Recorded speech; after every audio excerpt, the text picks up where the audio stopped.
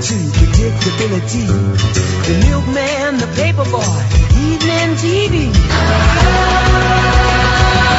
Everywhere you look, there's a heart, a hand to hold on to.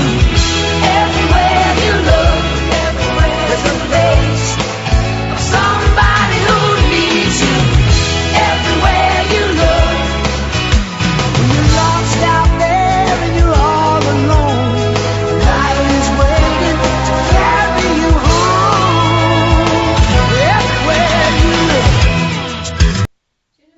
Author of Married for Children, explains in her article that Malaysian people get married just before Chinese New Year to add a new family member.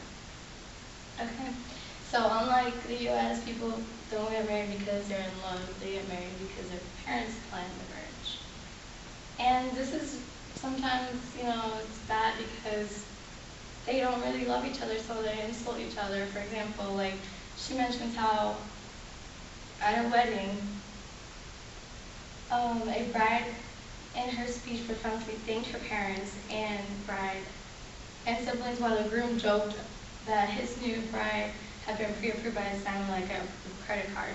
So, it's really bad because they're just together because they're forced to be. Also, they also have to be married at the age of 30, and men have to be married at the age of 40. So unlike here, they have to be married by the time they can't choose otherwise.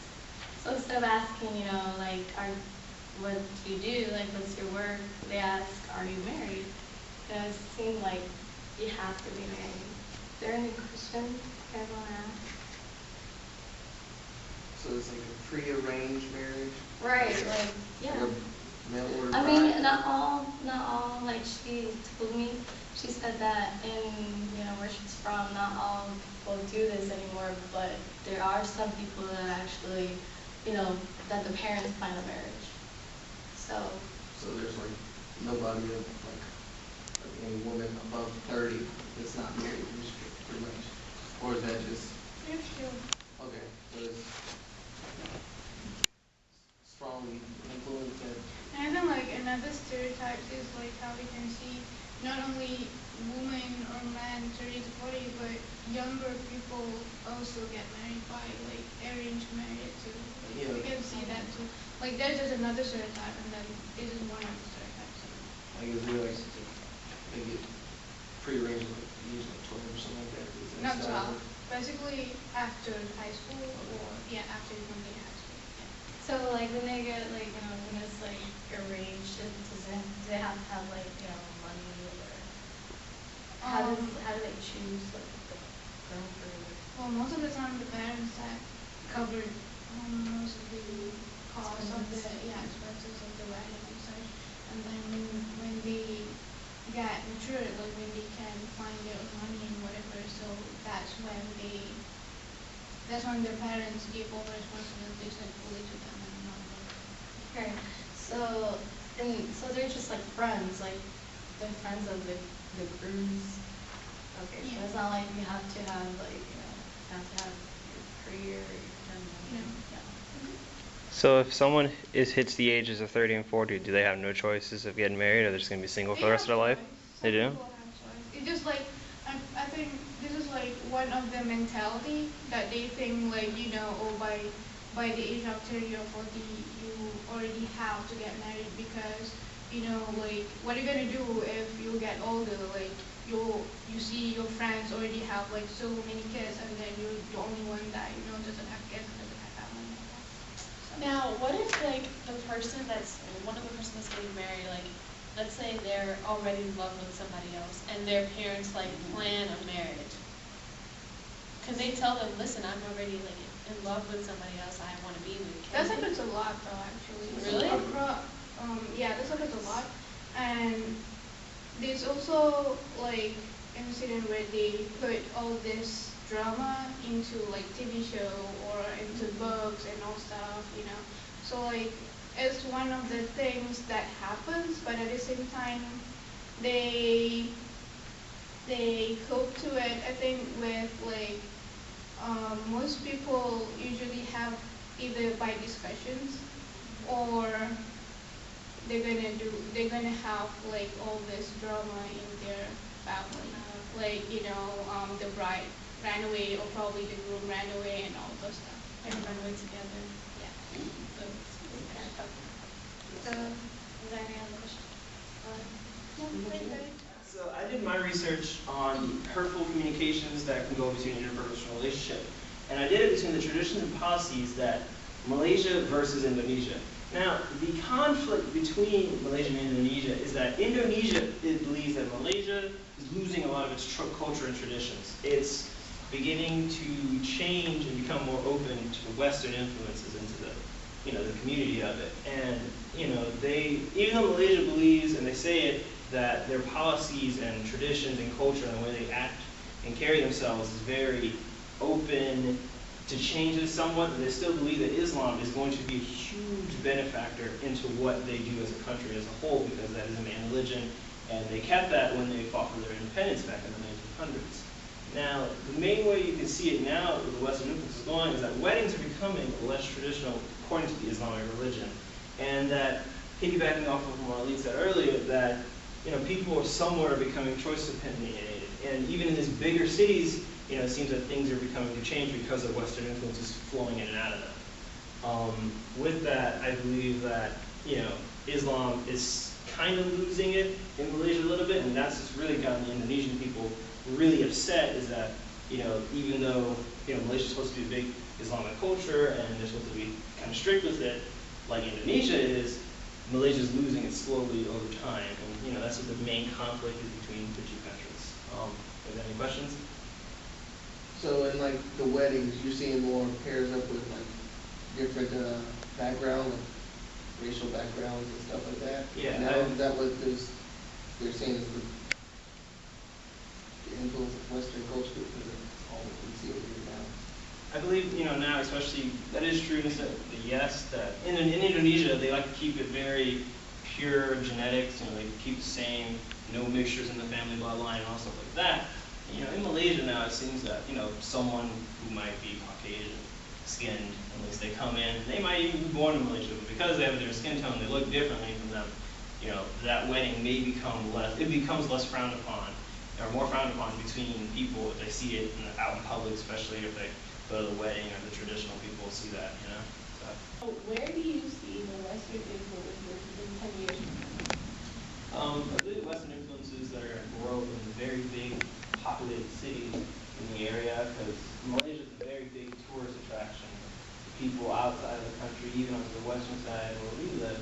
And people are going to go there, and they go there to explore their culture, and some people are going to stay and hang out. And, people being people, eventually fall in love, and I think that people are going to bring some of their influences from America, from Europe, and it's going to slowly integrate into the bigger city parts of Malaysia, because that's where they're going to be. And I feel like Malaysia's going to change a lot in the cities where the big tourists are, but I think out in the countryside, it's still going to be very traditional, very hold on strong, kind of like how it is here. Questions?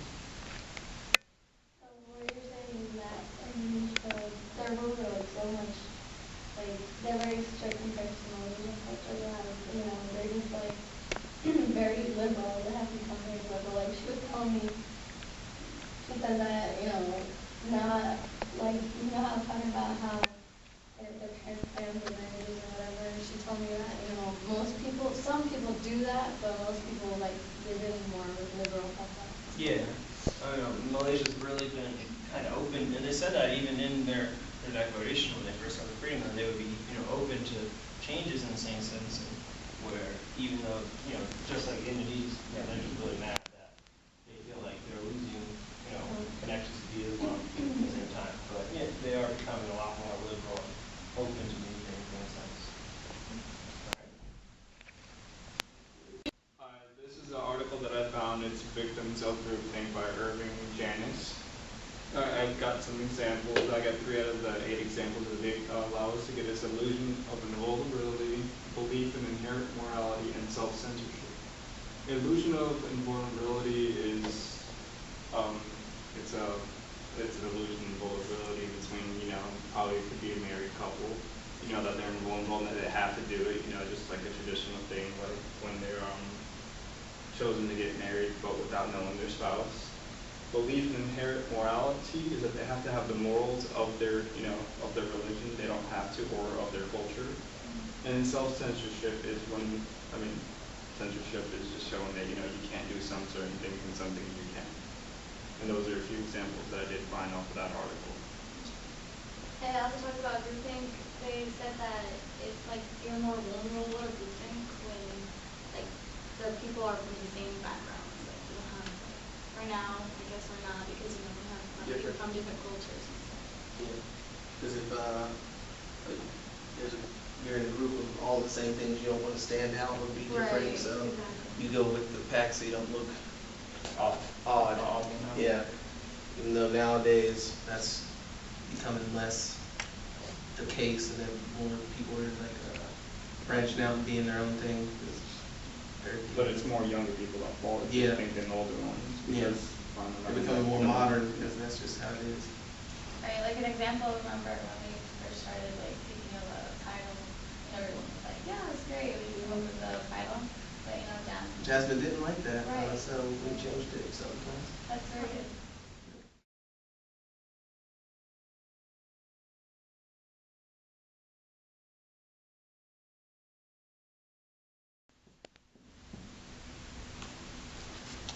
Malaysian culture, this is how the father and the daughter greet each other. In the wedding, this is how the wife greets the husband, by kissing hand. And then unlike traditional American weddings, the husband kisses the woman on the forehead. How women greet each other in everyday life and also in weddings.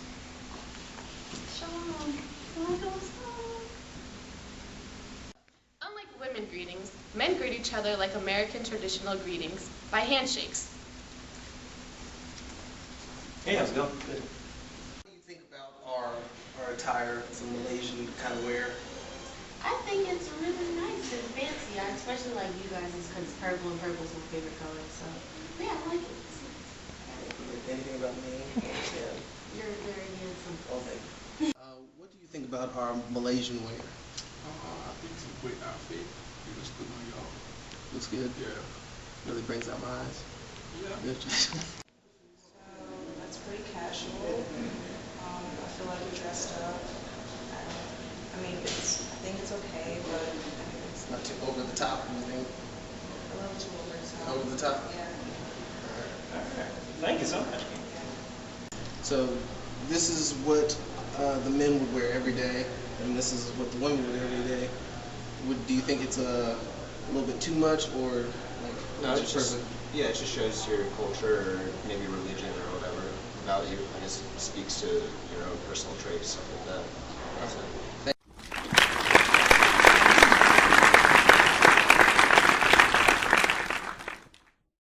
Today we are going to do an interview of one of our special friends we've asked to come in for us. And since we're doing Malaysian culture based on the weddings, we asked one of our friends who is married to come in, and her name is? Hi, my name is Juan Robiato Adonia Juan, but you can call me Juan. So, Juan, how long have you been married? I actually recently got married on September. September. Ooh, this is nice.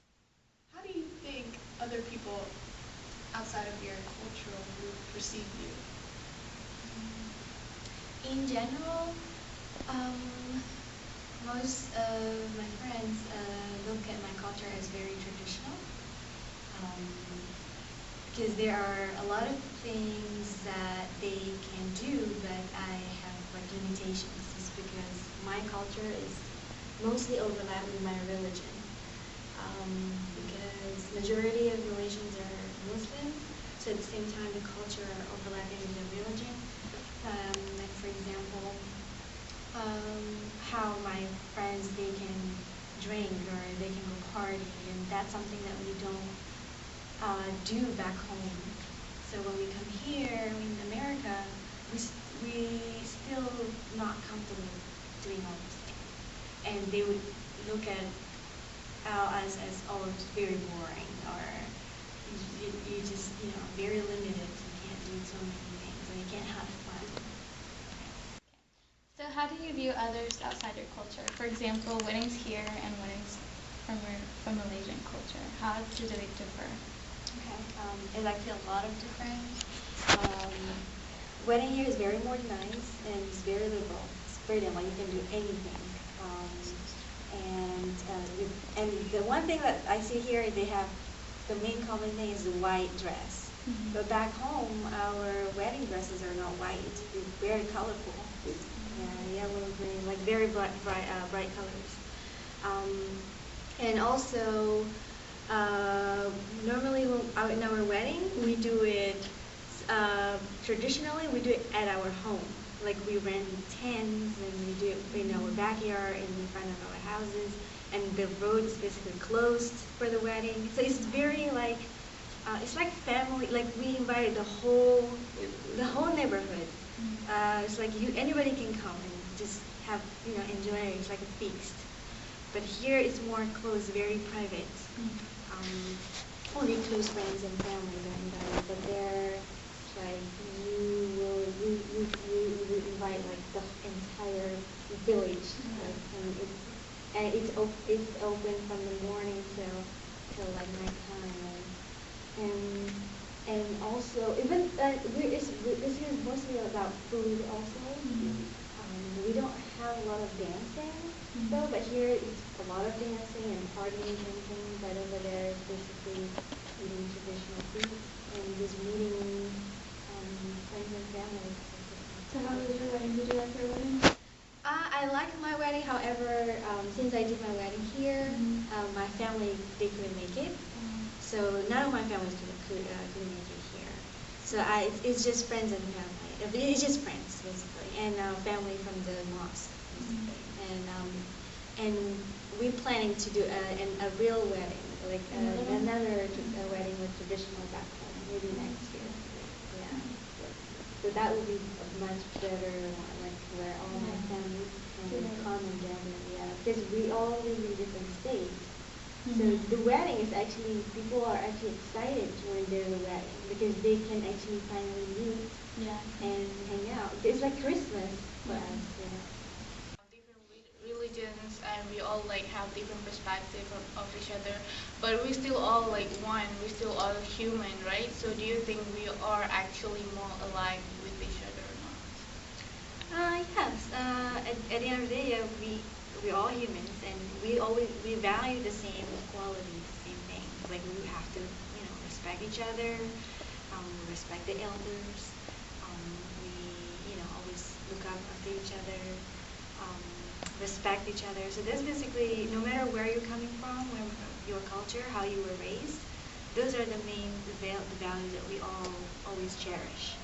And I believe that, with all those values and we practice it every day, we can get this, the world peace. And that's how we want for the same thing. We already seek happiness. We already seek for peace. And so I believe we all like. How do you maintain your relationship with one another in your culture? In my culture, food is definitely what brought people together. Because Malaysia consists of three main races: Malay, Chinese, and Indian. So we are rich in food, and you would just your house always have food, and because you're always going to be expecting somebody to knock on the door and without invitation. People just come and visit you, and you also do the same. And it's like gathering basically. You gather, you meet families all the time, and we always have to have this welcoming environment in our house, and that always make us wanna be around each other and talk to each other. Always keep in touch.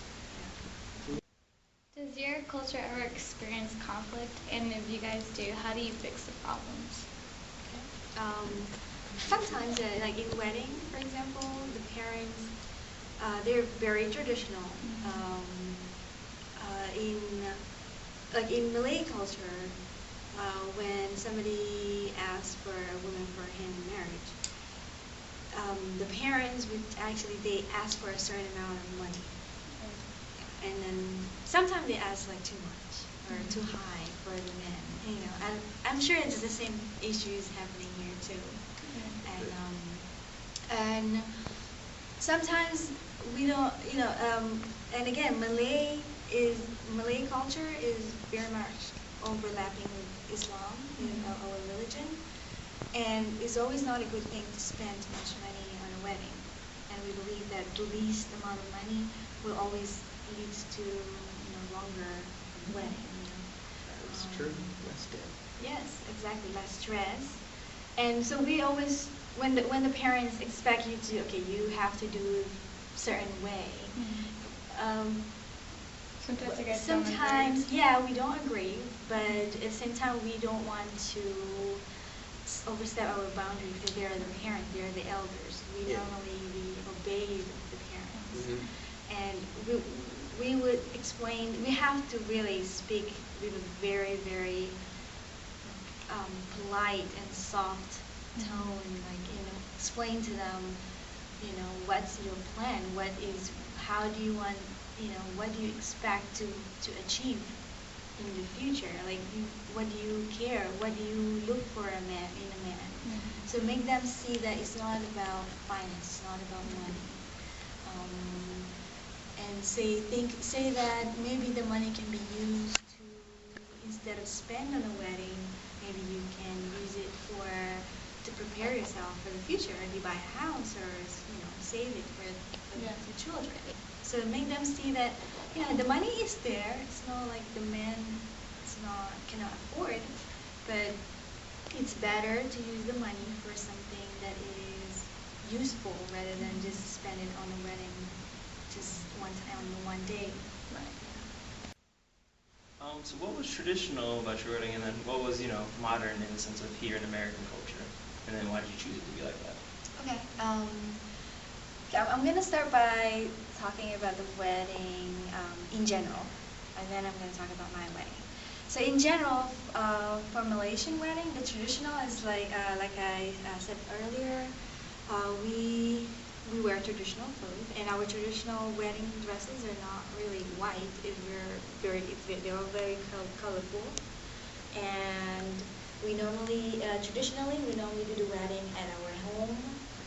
But right now, is a lot of places, a lot of people have modernized their wedding. They do it at a hotel. They rent spaces somewhere so that they don't have to do a lot of cleaning at their house later on. But still, there's still a lot of people would actually still do their wedding at their house. And but for me, I didn't get a chance to do that because I'm overseas. For me, in my wedding, one thing that I think is very traditional is I actually went through an arranged marriage. So I didn't we weren't dating. We only meet a few times, like at least actually a couple times. So first time, do you like the person? Yes. Then second time, we talk a little bit more, and then the third time, do you want to proceed to marriage? And that's it.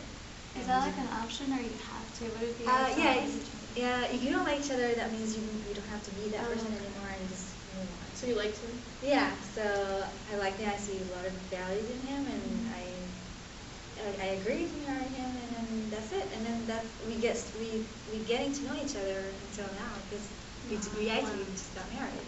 So it's actually a pretty scary thing. So that's actually something that has been practiced traditionally, but it started to reduce a lot nowadays because a lot of people see, how could you marry someone without getting to know somebody?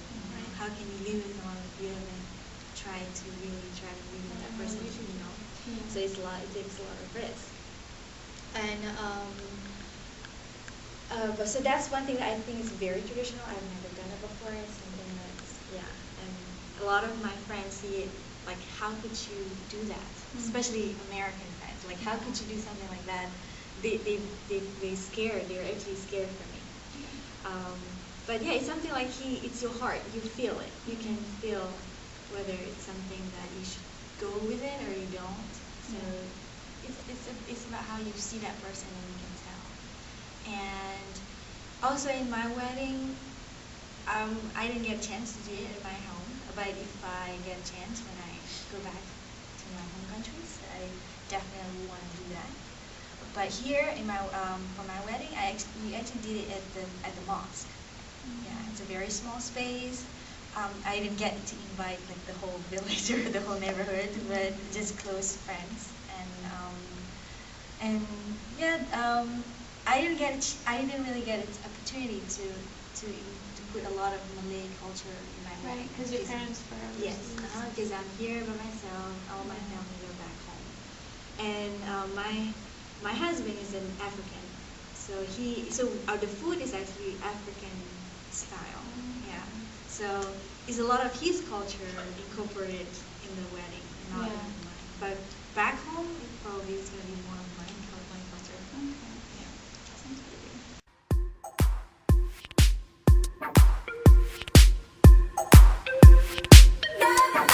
You lift my heart up when the rest of me is down. You enchant me even when you're not.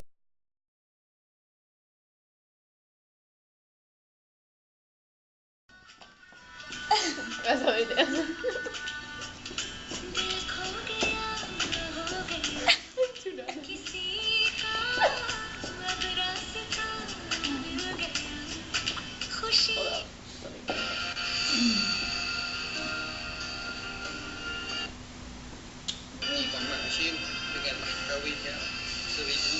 This is the blessing, the blessing. You guys want to do it too?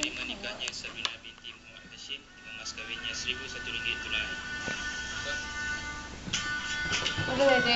The father to the son?